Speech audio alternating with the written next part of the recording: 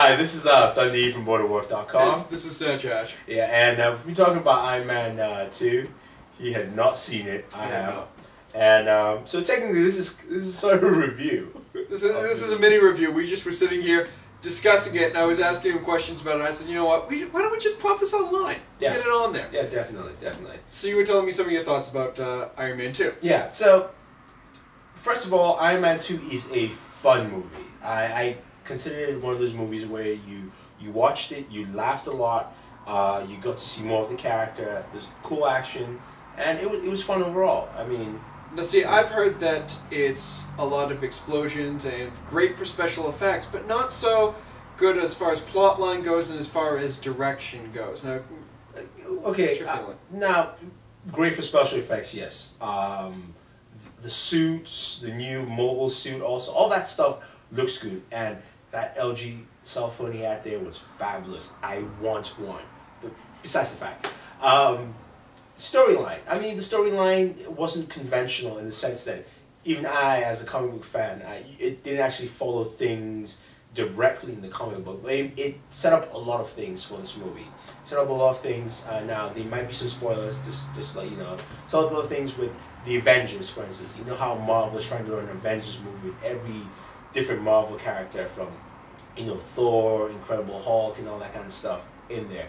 This movie does a good job in building that because Iron Man is basically the largest selling Marvel franchise there is. The plot itself does follow a certain path. I just think the movie does a good job of what it's supposed to do. It's a summer movie. It takes itself lightly, so it doesn't actually go into It's almost like how if you go back and think about Spider-Man 3, and how that just kind of went down the drain from Spider-Man 2, where it was trying to take it seriously and then be funny at the same time. This movie does a good job of saying, look, this is what we are, and we're just going to go with it, overall. So to delve into this a little bit deeper, what about Mickey Rourke as the bad guy in this film? I mean, playing a Russian when he can barely speak his own native language, that leaves a little bit to be seen on this. Can you tell me what you thought about it? All right, okay. Mickey Rourke as Whiplash was very good. Now, the only thing I've noticed is that with the bad guys in Iron Man 1 and 2, Jon Favreau has not found a way to give a good resolution to those characters. You'll see when you watch it, but he played Whiplash very well, very convincing. His Russian was good. I mean, I don't speak Russian, but it did sound Russian enough for me. And it was used well enough, so he wasn't speaking Russian all the time, but his acting actually showed more of what his character was than actually him speaking most of the time. So he did a good job. I mean, I found him very believable. I find him to be someone who wanted to really kill Iron Man. So I thought he was pretty good. Well, on a separate vein, we were talking about Robert Downey Jr. and Sherlock Holmes versus Robert Downey Jr. and Iron Man 2. Yeah. Now, can you tell me about the parallels that you found between the two films? You see, I thought Robert Downey Jr. and Sherlock Holmes and Iron Man 2 were literally the same character, two sides of the same coin. In the sense that if you watch Sherlock Holmes was played by Robert Downey Jr. He played the character as someone who was, is very intelligent. He knew he was intelligent. He played with it along, throughout the whole movie. And Iron Man does the same thing. He knows he's Iron Man. He knows he's smart. He knows this very big, rich megalomaniac, and he just plays and just rides with it all the way through. And to a sense, that's what Tony Stark is. If you're a fan of the comics, there are times in Tony Stark's character he just went along with that, and that's what you got. And I think Robert Downey Jr. just plays that role to a point in this movie where you go, yeah, I mean, this is Tony Stark's, and in a sense, you just kind of sit down there and go, if I had that much money, yeah, I could build my Iron Man suit, yeah, I could do that myself, Well, okay, one other person to bring up in this film is Scarlett Johansson.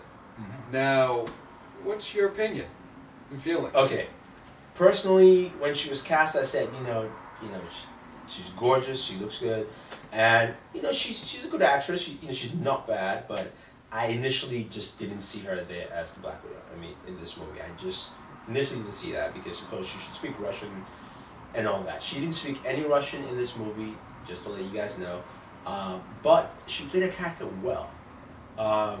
She played her character deceptively well, and her action scenes were not. Let's just say it's not what I would call just sissy action scenes where it's played to kind of to her strength. She actually went and she was very physical, and which I did enjoy. I mean, I was surprised by her. I mean, to tell the truth, I thought she would be the weakest link, but she actually wasn't. So she was pretty good in that.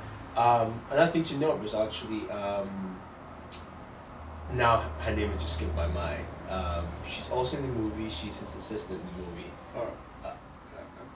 Why are you asking me this? Yeah, I know. I haven't seen it. It's completely gone, but she's married to the guy from Coldplay. Gwyneth Paltrow. Yes, thank you. See, it happens. Gwyneth Paltrow. Isn't it bad you mentioned Coldplay and that's how I get it? Exactly. That's awful. But she was actually I mean, Gwyneth Paltrow is a great actress, but you never seen her in these kind of movies before, and she's got more screen time in this, and she does a wonderful job.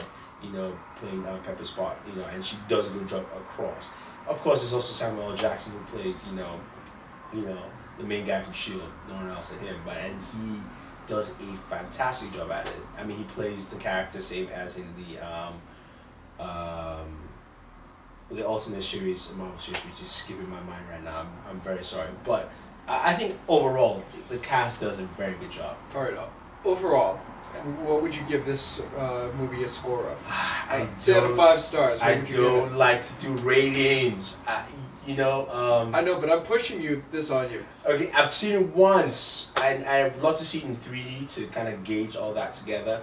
Well, I'm not doing anything tomorrow if you want to take me. Yep. I would say, I would give this movie 4 out of 5. Why I do 4 out of 5? Because I thoroughly enjoyed them. I was trying to watch it to review, but I thoroughly enjoyed it. It was just fun.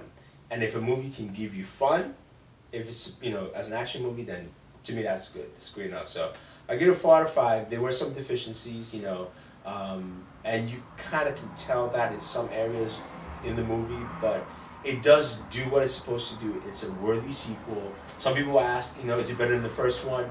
The first movie's an introduction. I never compare the two, and introduction movies are always great. And that's why everyone loves Superman 1. Everyone loves the first Dark Knight movie, or the first Spider-Man movie, that kind of thing. X-Men. Or the first X-Men, which I don't like because Bryan Singer just messed up Superman, but that's my... But yeah, it was a good movie, so I give it a 4 out of 5. All right, I can go with that. All right. This is Snatch Hatch from Booredatwork.com. And this is Dundee from Booredatwork.com saying, always enjoy entertainment. Thank you. Thank you.